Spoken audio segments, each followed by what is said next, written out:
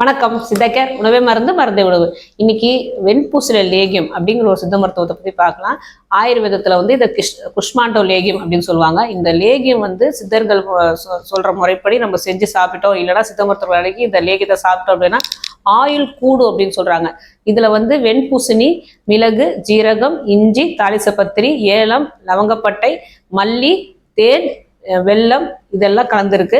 இதெல்லாம் சேர்த்து தான் நம்ம செய்யறாங்க. இதை நம்ம யோசிச்சு பார்த்தா இது எல்லாமே நம்ம டெய்லி யூஸ் பண்றோம் இல்லையா? அதாவது தான் டெய்லி நம்ம மருந்தா பார்க்காம இந்த பொருட்கள்லாம் யூஸ் பண்ணுங்கன்னு சொல்றோம். வெண்பூசணி சாதாரணமா எல்லாரும் வாசல்ல தூக்கி போட்டு உடைக்கிறாங்க இல்லையா? அது மிகப்பெரிய தவறான விஷயம்.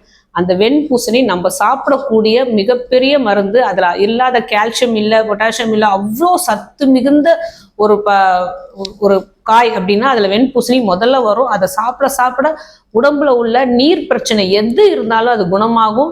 கப நோய்களுக்கு சிறந்த மருந்து அமையும். அது சாப்பிட்டா சளி பிடிக்குங்கிறது ரொம்ப மிகப்பெரிய தவறு. அது சாப்பிட்டா உடம்புல உள்ள நஞ்சு வெளியேறும், ஆயுட்காலத்தை கூட்ட வைக்கும்.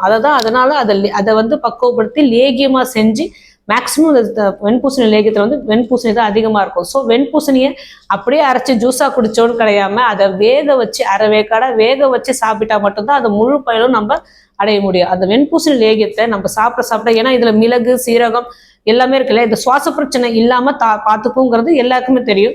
அதே மாதிரி இந்த வெண்பூசணியில நிறைய கால்சியம் இருக்குன்னு சொல்லியிருப்போம். ஸோ உடம்புல உள்ள கால்சியம் சத்து குறைபாடை தீர்க்கக்கூடிய உள்ளது. குழந்தைகளுக்கு நிறைய வெண்பூசணி கொடுக்கலாம்.